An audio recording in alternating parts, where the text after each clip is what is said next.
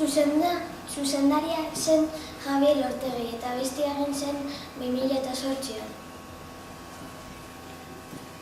Protagonista ziren Paula Etxeberria, Aitana Etxeberria, Markel Gajarte, Borja Unibertsago eta Barbara Ribas. 2006an telesaila berreskuratu zuten. 2008an sortu zen ETVko Goazen izenburpean.